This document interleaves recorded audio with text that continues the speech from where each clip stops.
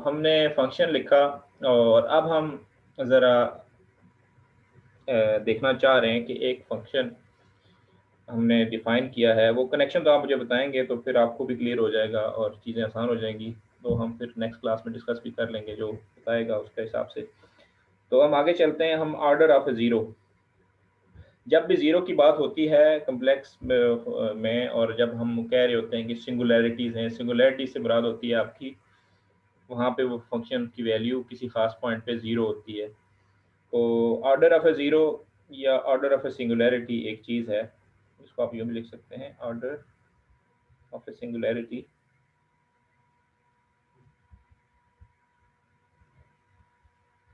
This is something important. हम function वही है हमारे पास, फिलहाल जस्ट मैं उसको डिस्क्राइब करूँगा और बाद में जब हम एग्ज़ाम्पल्स करेंगे तो आपको समझ आएगी कि इससे क्या मुराद है। एफ ऑफ़ ज़ी को हमने यूँ लिखा पहले, n0 to infinity a to the a sub n z minus z naught to the power n।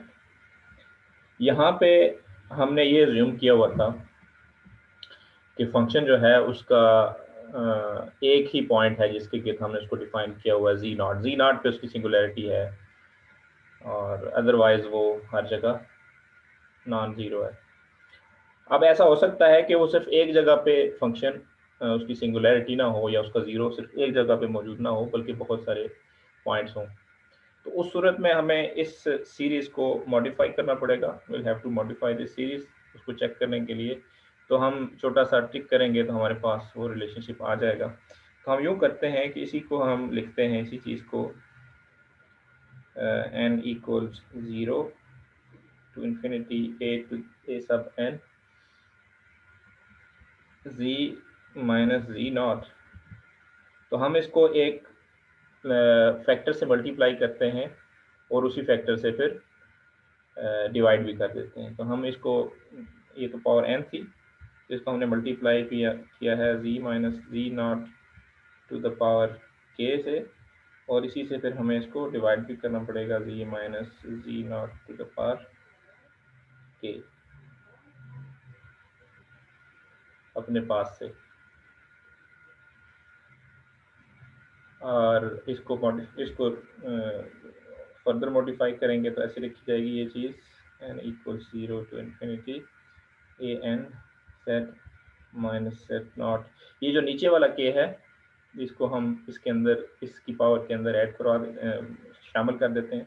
Add से मुराद ये है कि ये n माइनस के लिखा जाएगा,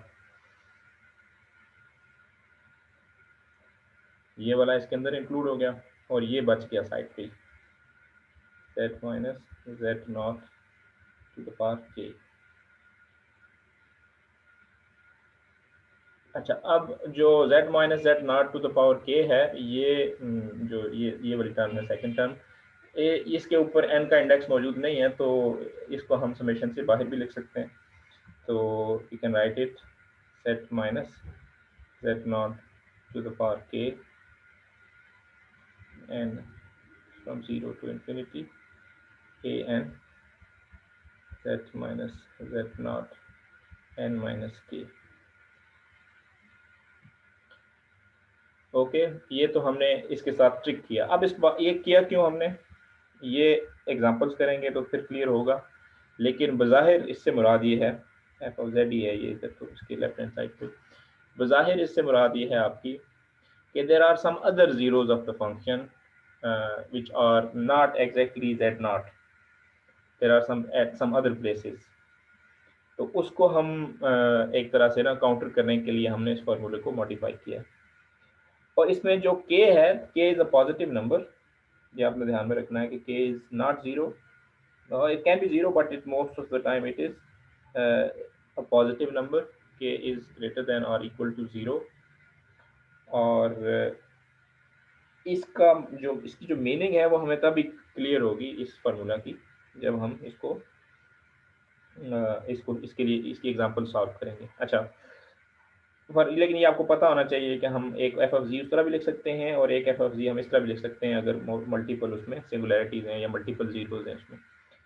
अब एक और चीज़ जो हमने याद रखनी है इन इन्हीं एनालिटिक फंक्शंस के मतलब inside complex inside disc of convergence वो ये है कि अगर एफ ऑफ जी एनालिटिक हो, थ्योरम 7.6 आपको बता रहा है यहाँ पे स्क्रीन पे आपको शो हो रहा होगा theorem 7.6, this is telling you if f of z is analytic and not identically zero, कि अगर फंक्शन एनालिटिक भी है और उसकी वैल्यू जीरो नहीं है, फंक्शन की इट्सेल्फ वैल्यू जीरो नहीं है, कोई डेफिनेट वैल्यू है, तो उसके तमाम जो सिंगुलर पॉइंट्स हैं या जो उसकी जो जीरोज हैं, सिंगुलर पॉइंट्स मीन जीरो, जहां जहां उस फंक्शन की वैल्यू जीरो हो रही है, तो हम कहेंगे कि वो आइसोलेटेड है। वो क्या है? आइसोलेटेड है। और आइसोलेटेड से मुराद क्या है कि अगर हम उसके दो जीरोज हैं दो डिफरेंट पॉइंट्स पे और उनके गिर्द हम एक छोटी सी डिस्क बनाएं, तो वो डिस्क किसी दूसरे सिंगुलर पॉइंट को इंक्लूड नहीं करेगी। मुराद फॉर एग्जांपल एक ये था सिंगुलर पॉइंट z नॉट, एक फर्ज करें यहाँ पे है कहीं इस जगह, सॉरी इस जगह पे है, तो इसके अंदर गिर्द भी हम एक डिस्क बना सकते हैं, एक और सिंगुलर पॉइंट के गिर्द भी डिस्क, और ये दोनों डिस्क इंडिपेंडेंट रहेंगी, ये दोनों एक दूसरे के ऊपर ओवरलैप नहीं करेंगी, या दो दो सिंगुलर पॉइंट्स नहीं आएंगे एनालिटिक फंक्शन के अगर उसकी मल्टीपल जीरोज हैं, तो वो जीरो सेपरेटेड रहेंगे एक दूसरे से। इसकी भी वर्थ है जो कि हमें बाद में पता चलेगी जब हम एग्जांपल्स करेंगे। एग्जांपल्स के बगैर तो इनको याद रखना या समझना थोड़ा सा मुश्किल है, लेकिन थ्योरम हमने पहले डिफाइन करना और फिर उससे रिलेटेड एग्जांपल्स देखनी है, तो फिर हमें चीज़ याद रहेगी। बहरहाल ये जो चीज़ थी हमारे पास, हमने जब ये अभी फार्मूला लिखा है थोड़ी देर पहले, this k this k is called the order of zero, this k is called, this is the order of singularity or order of zero। यहाँ जीरो से मुराद जीरो सिफर नहीं है, यहाँ जीरो से मुराद सिंगुलैरिटी है, तो इसको ये बाद दफ़ा जीरो कह देते हैं, बाद दफ़ा सिंगुलैरिटी कह देते हैं, मतलब सिनोनिमस ये यूज़ होता है हर जगह। ये थोड़ा सा मैथमेटिक्स वाले चीज़ों को लिखते हैं इस तरह से, फिज़िक्स वाले इतना नहीं लिखते, लेकिन आप चूँकि हमारा course mathematical methods in physics है, तो we should know the traditions के ज़ीरो से क्या मुराद है और सिंगुलैरिटी से क्या मुराद है, और ये क्या ये सेम थिंग है या नहीं है। अच्छा, नीचे जाते हैं, टेलर सीरीज की एग्जांपल्स करते हैं और देखते हैं कि क्या मतलब होता है इन चीज़ों का। ये एग्जांपल्स हमने की हैं इन टर्म्स ऑफ रियल वेरिएबल्स एक पिछले लेक्चर में, जो कि आपको मैंने इसके हैंड आउट्स भी दिए थे, और अभी थोड़ा सा फर्दर इसको एक्सप्लोर करते हैं। हमें दिया गया है एक function f of z example 7.7 में, और हमें कहा ये गया है इसमें कि आप एफ ऑफ जी को एवेलुएट करें in terms of Taylor series लिखें, और आपका जो ज़ीरो होना चाहिए वो z is equal to zero पे होना चाहिए। ठीक है, तो इससे मुराद ये है कि हमने जो टेलर फार्मूला यूज़ करना है, तो वो हमारा ज़ीरो पे एवेलुएट होना चाहिए, z is equal to zero. ठीक, तो टेलर फार्मूला तो आपने लिखा हुआ है ऊपर, देखा हुआ है क्या फार्मूला है उसका, हमने तो जस्ट उसको अप्लाई करना है। मज़े की बात यह है कि एक्सपोनेंशियल फंक्शन हो, ये आपको पता भी है, नहीं पता तो दोबारा याद कर लें, एक्सपोनेंशियल फंक्शन का किसी भी ऑर्डर का डेरिवेटिव अगर आप लें तो वो ई जी ही रहेगा, एक्सपोनेंशियली दैट रहेगा। अगर वो जी के ऊपर को पावर नहीं है, तो टू जी नहीं है या थ्री जी नहीं है, सिंपल जी है, तो 6000 डेरिवेटिव भी लेंगे तो 6001 डेरिवेटिव भी ऐसा ही होगा, कोई फ़र्क नहीं होगा इसमें। तो हमें सिर्फ क्या करना है कि एन एस डेरिवेटिव को ज़ीरो पे एवेलुएट करना है, और देन हम टेलर्स फार्मूला यूज़ कर लेंगे जो हमने ऊपर डिफाइन किया है आज की पहले सेक्शन में, कि f of z equals a n, और ए एन आगे जो है वो f of n of z over n factorial है। तो आपने ये दोनों पोर्शंस यूज़ करने हैं टेलर फार्मूला के। ये देखें, फिर मैं वापस ले जाता हूँ आपको ताकि आप ये कंफ्यूज ना हो। तो ओरिजिनली तो फंक्शन को ऐसे आप लिखेंगे, लेकिन अब आपको साथ ए एन भी डिफाइन करना है, तो ए एन जो है वो क्या है, इसमें ए एन आपने नीचे डिफाइन किया हुआ है, मैं इधर ही लिख देता हूँ आप लोगों की आसानी के लिए। That is nth derivative at some given point z naught divided by n factorial. तो आपकी सीरीज़ कंप्लीट तब होगी जब आप एक दफ़ा इसको एक्सपेंड करेंगे और फिर साथ उसके ए एन लिखेंगे। तो ये जब हमने किया, आप लोग इसको खुद से भी देख सकते हैं घर पे बैठ के, ये दोनों फार्मूलाज आप यूज़ करेंगे तो आपके पास ई ऑफ जी की ये एक्सपेंशन आ जाएगी। वैसे भी ये स्टैंडर्ड फार्मूला है एक्सपोनेंशियल का, आपको पता ही है, स्टैंडर्ड एक्सपेंशन है ये, आपको वैसे भी याद होगी, इसको नए सिरे से याद करने की ज़रूरत नहीं है। एक्सपोनेंशियल की एक्सपेंशन हमेशा 1 + e स्क्वायर रूट 2 फैक्टोरियल, और ये आपने इधर से कॉम्प्लेक्स एनालिसिस यूज़ करके भी निकाल लिया। तो मैथमेटिक्स की ये खूबसूरती है कि ये यूनिवर्सल फार्मूलाज होते हैं, कोई सी भी सिचुएशन आप लें तो your answer does not change. इसी तरह एग्जांपल 7.8 है, और 7.8 में आपसे ये कहा गया है कि आप लोग एक फंक्शन आपको दिया हुआ है टेढ़ा मेढ़ा, जिसमें एक्सपोनेंशियल भी है और पावर भी है, z⁻8 और e⁻3z है। इसको आपने टेलर सीरीज लिखनी है z = 0 के अबाउट। तो इसमें हम जो एक्सपेंशन करेंगे वो सिर्फ करेंगे हम ई वाले एक्सपोनेंशियल वाले पोर्शन की। तो जो z⁸ है उसकी एक्सपेंशन हम नहीं करेंगे, वो मीनिंगलेस है, हमारा काम उससे भी इसके बगैर भी बन जाएगा। तो वही काम जो आपने ऊपर करना है, सबसे पहले आपने ई एक्स वो कोफिशिएंट्स डिटरमिन करने हैं ए एन। तो उसके लिए आपको लिखना पड़ेगा फंक्शन को इसके डेरिवेटिव्स लेके। लेकिन यहाँ पे डेरिवेटिव्स लेने की ज़रूरत इस वजह से नहीं है कि यहाँ पे बुकवाले ने ट्रिक ये किया है कि वहाँ पे चेंज ऑफ वेरिएबल्स कर दिया है। चेंज ऑफ वेरिएबल्स कर दें मतलब 3z थी ना, 3z को आपने इस तरह से लिखना था तो ये एक लंबा चौड़ा काम होता आपके लिए शायद। उसने इसको पहले एक ही वेरिएबल में लिखा है और इसकी कम्पैक्ट फॉर्म फिर यूज़ कर ली है। तो आपकी जो एक्सपोनेंशियल की कम्पैक्ट फॉर्म है वो ये वाली है। लेकिन ये कम्पैक्ट फॉर्म तब वैलिड होती है जब आपके पास यहाँ पे z सिंगुलर हो, मतलब इसके साथ कोई चीज़ मल्टीप्लाई ना हो रही हो एक्सपोनेंशियल के ऊपर। तो यहाँ पे 3z था तो आप उस तरह से डायरेक्टली भी लिख सकते हैं, लेकिन अगर आप आसान करना चाहें तो पहले आप चेंज वेरिएबल्स करें, w लिख लें 3z को, तो ये ई डब्ल्यू हो गया। तो ई डब्ल्यू के लिए फिर कम्पैक्ट फॉर्म लिखनी आसान होगी, ये और ये चीज़ें कंपेरेबल हैं। और देन आप रिवर्स करते हैं ना एंड पे जाके, पहले आप चेंज वेरिएबल्स करते हैं और फिर आप रिवर्ट करते हैं, रिवर्स बैक करके आप जाते हैं उसी वेरिएबल में चीज़ें लिखते हैं दोबारा। तो डब्ल्यू की फॉर्म में आप लिख देंगे, तो डब्ल्यू क्या था, 3z था, तो 3 की एन अलहदा होगी या z की एन अलहदा होगी, और डिवाइड बाय एन फैक्टोरियल वाला फार्मूले वाला। और आपका एक्चुअल फार्मूला तो उसमें z⁸ 8 भी शामिल था, तो वो आपने इसके साथ मल्टीप्लाई कर दिया तो z⁸ 8 जो है वो n के अंदर जम हो गई है। तो ये आप खूबसूरती से आपने एक जो ज़ाहिर एक अजीब सा देखने वाला फंक्शन था, ये वाला फंक्शन, इसको आपने ट्रिक यूज़ करके बड़ी आसानी के साथ ये लिख लिया। इसी तरह के होंगे आपके प्रैक्टिस प्रॉब्लम्स भी, और इसी तरह की होगी सारी मैथमेटिक्स भी। तो हर जगह आपने कंफ्यूज नहीं होना, चीज़ों को देख के चीज़ों को सॉर्ट आउट करना है कि आप उसको कर सकते हैं या नहीं कर सकते। इसके बाद कहा गया है कि साइन ऑफ जी की सीरीज़ है, टेलर सीरीज लिखें साइन ऑफ जी की, ये वाली अराउंड c = 0 पे। तो ये इसने पहला तरीका तो वही है कि आप उसका डेरिवेटिव nth डेरिवेटिव लें और फिर उसको आप सिंप्लीफाई करें।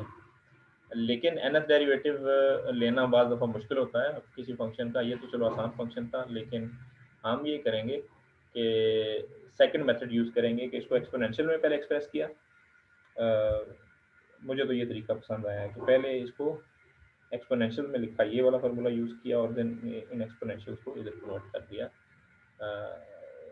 दो एक्सपोनेंशियल्स बने और दो एक्सपेंशंस के लिए सेपरेट आपने सीरीज लिख दी, और उसमें से फिर ये चीज़ कॉमन ले ली, और then it became really good looking function.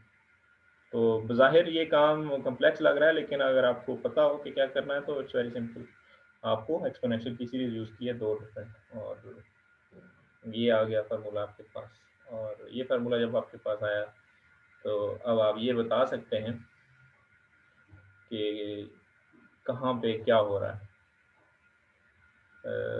Art पे क्या हो रहा है, एन पे, इवन पे क्या हो रहा है। लेकिन इतने कम्प्लेक्स में फिलहाल जाने की ज़रूरत नहीं है। तो आप ये कह सकते हैं क्योंकि ये z की पावर n इसमें मौजूद है, तो z की पावर n के लिए हमने अभी पीछे एक काम किया था, अब भूले नहीं है अगर, तो आज के फर्स्ट हाफ में हमने देखा था कि z to the power n और n फैक्टोरियल अगर कोई चीज़ हो हमारे पास, तो उसको हमने कहा था कि ये तमाम z के लिए कन्वर्ज करती है। तो ये इसमें मौजूद है ना, तो एक और आसानी होगी हमारे पास। तो हमने मैथमेटिक्स करनी है लेकिन वर्किंग स्मार्ट, वर्क हार्ड तभी करना है कि अगर वर्क स्मार्ट ना हो रहा हो, वर्क स्मार्ट। नहीं श्यामा आइया 2 बजे भज के होई है बाजार नहीं आइया नहीं तो मैं तेरे को लेने ले आना की। क्या बात है जी, क्या बात, क्या खूबसूरत लोग बातें करते हैं घर में, पढ़े लिखे लोग क्या खूबसूरती से बोलते हैं, है ना, क्या खूबसूरती से बोलते हैं। जो भी लड़की है मैंने देख तो लिया कौन है, तो ऐसी बातें करते हैं सब लोग घर में बगैर सोचे समझे और बगैर देखे हुए कि बंदा कहाँ बैठा हुआ है। और ऐसे तो यार मेरे ख्याल में कहीं पे भी नहीं करनी चाहिए बातें जैसे इसने की हैं, बट अफसोस की बात है। एनी पता उसको कोई नहीं चला शायद अभी तक कि हुआ क्या। नेक्स्ट है हमारे पास एक और कम्प्लेक्स लुकिंग फंक्शन है f of ji, that is 1 + 2z² और z³ और z5। देखने में तो बड़ा अजीब सा है और कहा गया है कि इसको भी z = 0 पे के अबाउट इसको भी एक्सपेंड करें।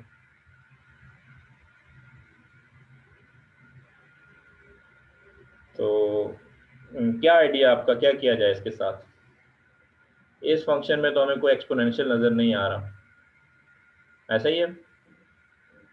और डेरिवेटिव अगर हम लेना चाहें इसके, अगर हम प्रॉपरली डेरिवेटिव लेके करें, फार्मूला यूज़ करें टेलर सीरीज़ का, तो क्या कोई आसान काम होगा? आप लोगों की राय चाहिए मुझे, जो जाग रहे हैं, जो सो गए हैं या जो कहीं और कुछ और कामों में मशगूल हैं, उनका तो कुछ नहीं कहा जा सकता उनको। सर क्वेश्चन अगेन रिपीट कर दें, कनेक्शन इशू था। क्वेश्चन नज़र आ रहा है ना तुम्हें स्क्रीन पे या नहीं नज़र आ रहा? सर आ रहा नजर। हाँ, क्या करें इसको, कैसे सॉल्व करें? टेलर सीरीज बनानी है इससे। 7.10 एग्जाम्पल नज़र आ रही है ना, z = 0 के अबाउट हमने इसके करना है एक्सपेंड। तो ये एक्सपोनेंशियल भी नहीं है और डेरिवेटिव भी इसका आसान नहीं है, तो क्या करें फिर? हमने टेलर सीरीज लिखने के लिए ना डेरिवेटिव लेना होगा ना, अगर एक्सपोनेंशियल नहीं है, एक्सपोनेंशियल है तो फिर तो हमारे पास अंडरस्टूड है कि हमने उसका फार्मूला बना लेना। अब एक्सपोनेंशियल है नहीं तो क्या करें?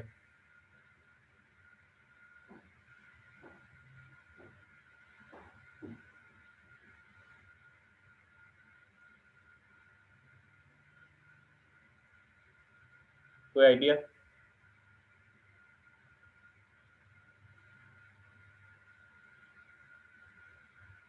सर कॉमन ले लेंगे कुछ। अच्छा, फॉर एग्जांपल क्या काम ले सकते हैं? जी 1/, मतलब z3 नीचे से कॉमन ले लेंगे। चलो z3 कॉमन ले लेते हैं, ठीक है, गुड आइडिया, गुड। 1/z3 हमने कॉमन ले लिया और अब हमारे पास ऊपर बच गया 1 + 2z² उसी तरह, और नीचे आ गया 1 + z²। ठीक है, ये नज़र आ रहा है आपको मैंने लिखा जो? तो अब बताएं, अब कुछ आसानी हुई? आइडिया अच्छा था, कुछ आसानी हुई हमें इससे?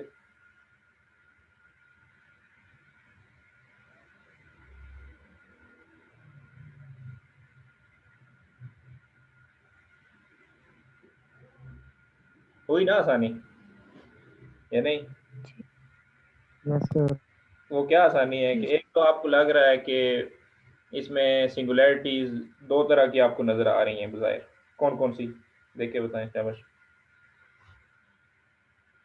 ये जो नीचे आपने कॉमन लिया है इससे आपको दो तरह की सिंगुलैरिटीज नज़र आ गई हैं इसमें फंक्शन में, वो कौन कौन सी हैं?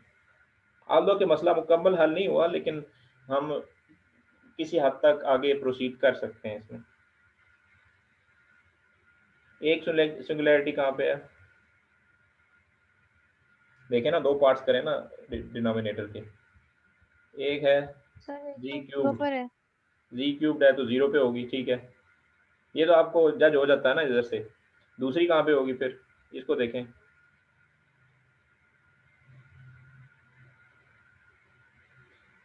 चले इसको फिलहाल हम नहीं मानते सिंगुलैरिटी, फिलहाल हम सब जी क्यूब वाली को मान लेते हैं। हम कहते हैं कि ये एक सिंगुलैरिटी तो है इसकी, there is one singularity at for sure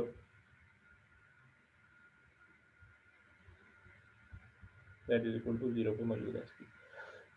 अच्छा, अब यहाँ पे भी हमें वर्क हार्ड और वर्क स्मार्ट में से एक चीज़ का करना पड़ेगा इंतखाब। तो वर्क स्मार्ट का एक तरीका ये है कि आपके पास ये मौजूद है ना 1/1 प्लस जेड स्क्वेयर है, ठीक। 1/1 प्लस जेड स्क्वेयर को आपको याद आ रहा होगा कि ये किसी चीज़ की समेशन होती थी 1/1 माइनस आर की तरह से हम इसको समझ सकते हैं, सिर्फ ये वाला जो पोर्शन है इसका, ये वाला। तो हम ये समझ सकते हैं कि this is something similar to that, okay. लेकिन ये उस शेप में नहीं है तो इसको हम उस शेप में बना लेते हैं। तो हम इसको यूँ लिखते हैं 1/1 प्लस जी स्क्वेयर को हम लिख सकते हैं 1/1 माइनस माइनस जी स्क्वेयर, ठीक है। तो ये उसकी शेप बन गई है वो जो पावर सीरीज का ज्योमेट्रिक सीरीज का जो सम होता था। ये क्या होता था, ये हमने कल जो स्टार्ट लिया था परसों, ज्योमेट्रिक सीरीज का सम है ये।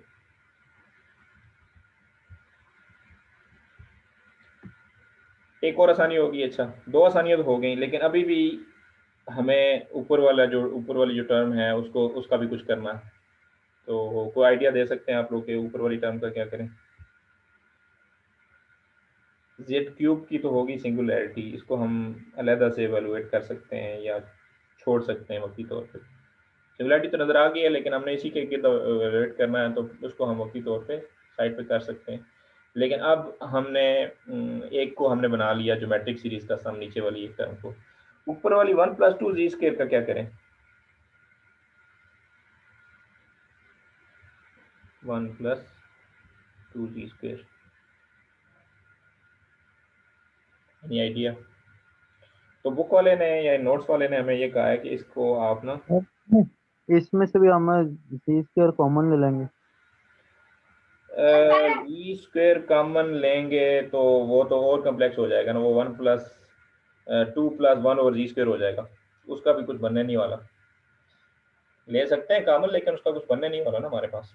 तो कुछ और करते हैं इसका, कुछ और ये कर सकते हैं हम कि इसको हम यूँ लिखें कि इसमें एक 1 ऐड करें और एक 1 सब्ट्रैक्ट करें। तो 1 ऐड करेंगे तो ये हो जाएगा 2+2 जी स्क्वायर, और 1 सब्ट्रैक्ट करेंगे। ये काम तो हम कर ही सकते हैं ना हमेशा, इसको हमने ये बना दिया। मैथमेटिक्स में हम ये काम करते रहते हैं कि अपनी पास से कोई चीज़ ऐड की और उतनी ही चीज़ सब्ट्रैक्ट कर दी, ओवरऑल उसमें कोई फ़र्क नहीं पड़ा। तो ये बन गया 2+2 जी स्क्वायर, और फिर एक -1 कर दिया, और इसमें से अब 2 कॉमन ले लेते हैं। तो ये आ जाएगा 1+जी स्क्वायर -1, ये आ गया। तो अब अगर हम इसको देखें, नीचे वाली जो टर्म है वो भी 1+जी स्क्वायर ही थी ना। नीचे इसके नीचे क्या मौजूद थी, 1+जी स्क्वायर। तो अब हम इसको दोनों टर्म से, इस फर्स्ट वाली टर्म से भी और सेकंड वाली टर्म से भी अलग-अलग डिवाइड करवा देते हैं। तो पहले वाली टर्म से ये डिवाइड होगी तो सिर्फ बचेगा 2, और दूसरे वाले टर्म से डिवाइड होगी तो बचेगा 1/1 प्लस -1/1 प्लस जी स्क्वायर। इस तरह से लिखी जाएगी ये टर्म। मतलब 1 और जी क्यूब को हमने साइड पे कर लिया, और साथ एक टर्म मल्टीप्लाई में ये वाली आ गई 2 -1/1 प्लस जी स्क्वायर। और अभी हमने ये कहा हुआ है कि 1+1/1 प्लस जी स्क्वायर जो है वो ऊपर ये बात की है मैंने कि इसको हम यूं करके लिख सकते हैं। तो ये एक पावर सीरीज का सम बन जाएगी। तो हमने चीज़ों को थोड़ा सा छेड़छाड़ के इस फंक्शन को हमने एक आसान फंक्शन बना लिया है। तो ये सारे का सारा फंक्शन जो था 1 प्लस ई स्क्वेयर में, इसको साइड पे करके दोबारा लिखता हूँ। F of ji that was equal to 1 plus 2 g square divided by g cube plus g 5, जिसको हमने आसान करके लिखा 1 ओवर जी क्यूब्ड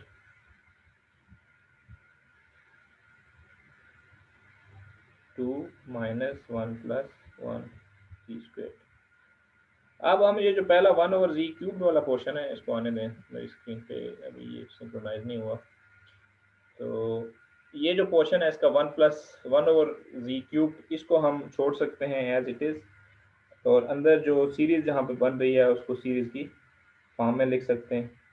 तो ज़रा इसको 1 प्लस जी स्क्वेयर को अगर हमने लिखा था, मैं इसको फिर अलग करने लगा हूँ, और इसको मैं चाह रहा हूँ कि आप सीरीज़ की फॉर्म में याद रखें। तो सिर्फ ये वाला पोर्शन लें और इसकी सीरीज़ बनाएं ज़रा, ज्योमेट्रिक सीरीज़ ना, ज्योमेट्रिक सीरीज़ का सम है ना, तो इसकी ज्योमेट्रिक सीरीज़ कैसे लिखी जाएगी? This would be written as 1 over 1 minus r है ना, कंपेयर करें इसको a 1 माइनस आर से, और इसको लिखें आप सीरीज़ बना के, तो आप लिखेंगे 1 माइनस ए जी, ए 1 आ जाएगा इसमें, चले मैं उसको भी साथ साथ लिख देता हूँ। इसमें आपके पास जब आप इसे कंपेयर करेंगे तो a आ जाएगा आपके पास 1, और आर आ जाएगा आपके पास माइनस जी स्क्वेयर। खेल रहे हैं हम साथ साथ, इसमें अच्छे तरह से खेल रहे हैं। ए 1 आ गया, आर जी आ गया, तो आपकी सीरीज़ क्या बनेगी? सीरीज वुड बी 1 और 1 प्लस जेड स्क्वेयर जो होगा वो लिखा जाएगा 1 माइनस ए आर होता है। सीरीज कैसे लिखी जाती है, कोई मुझे बता सकता है सीरीज की एक्सप्रेशन कैसे होती है?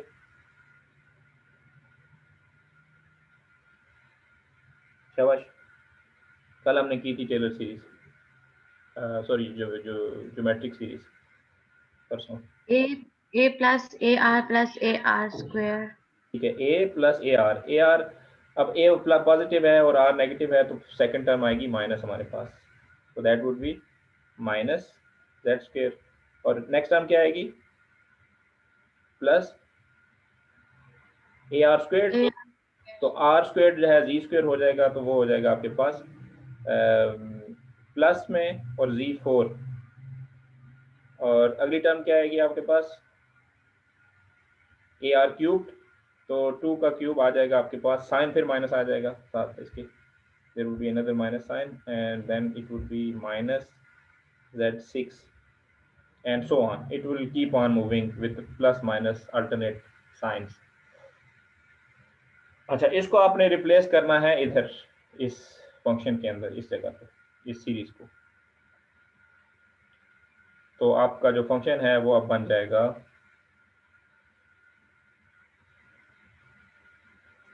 चीज़ें हैं आसान लेकिन थोड़ा टाइम लेती हैं। तो 1 ओवर जी क्यूब 2 माइनस 1 इस सीरीज वाला, minus Z squared plus z4 minus z6 and so on, ऐसे लिखी गई है।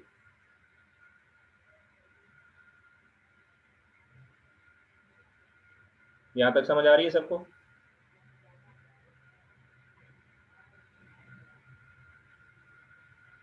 जी सर।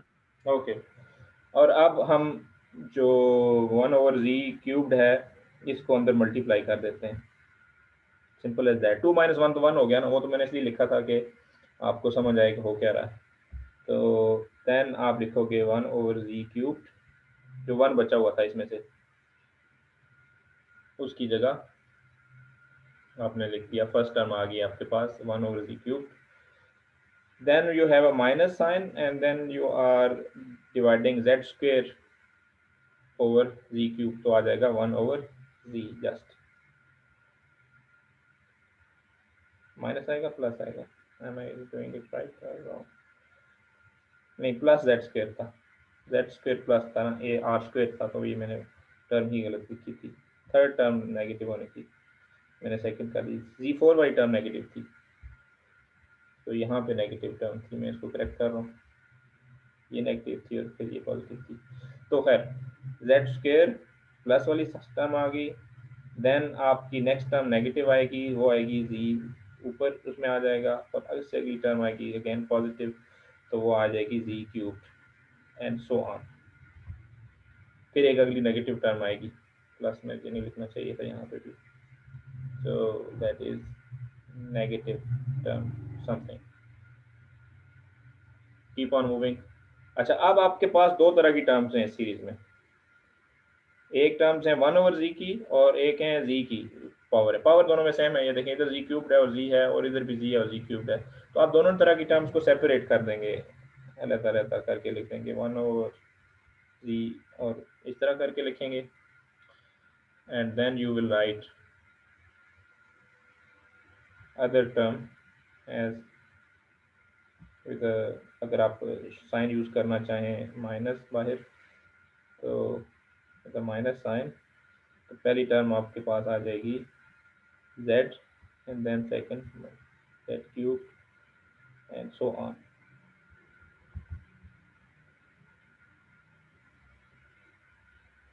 इस तरह लिखी जाएगी। अच्छा, अब वो जो ऊपर पावर्स है ना, वो आप लोग उसको कम्पैक्ट फॉर्म में लिख सकते हैं, दिस फंक्शन को और भी ज़्यादा कम्पैक्ट बना के लिख सकते हैं। तो इसको कम्पैक्ट बनाने को आपको तरीका आना चाहिए, आपने शायद सीखा हो कभी कम्पैक्ट कैसे बनाया जा सकता है। तो इसको आप लिखें 1/z cube plus 1/z minus, अब आप देखो कि ये 8 पावर्स हैं सब की सब, तो समेशन में जब आप अगर इसको लिखेंगे तो आप लिखेंगे समेशन z की पावर 8 पावर कैसे लिखी जाती है, किसी को पता हो, जबकि लिमिट्स आपके पास हों 2n plus 1। 2n plus 1, great, very good,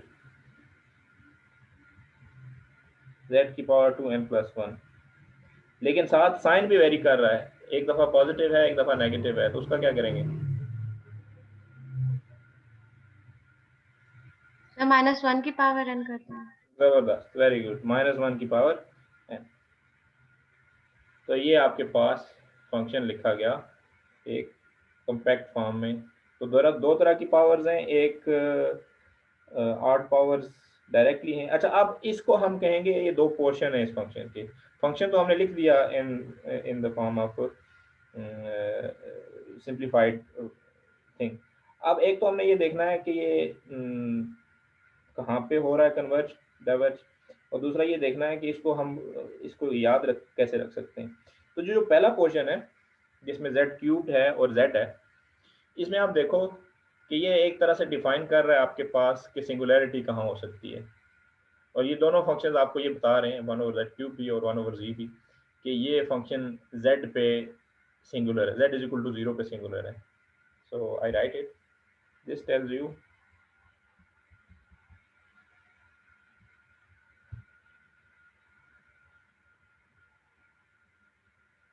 about the singularity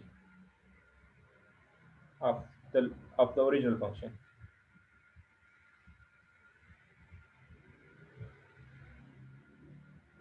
तो इसको हम कहते होते हैं जब हम इस तरह की फंक्शंस पढ़ें, तो this is the singular part of the function, this highlighted yellow part is the singular part of the function.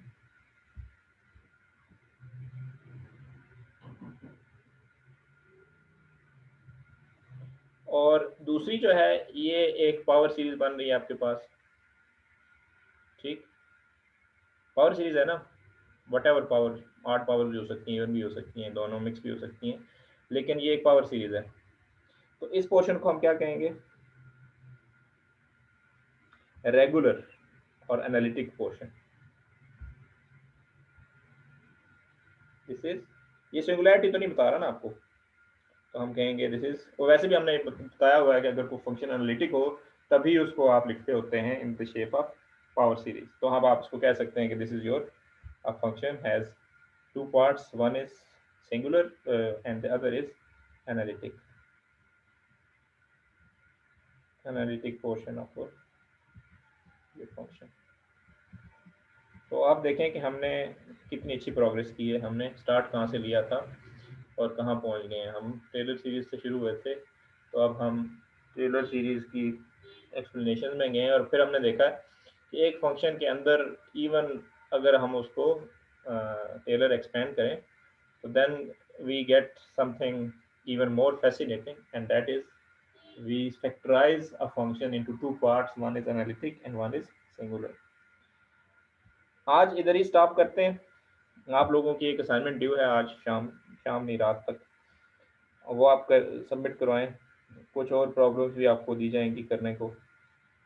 ये नोट्स आपको दे दूंगा मैं, इसमें से जो नेक्स्ट एग्जांपल्स हैं वो आप खुद देखिएगा और नेक्स्ट टाइम उनको भी डिस्कस कर लेंगे।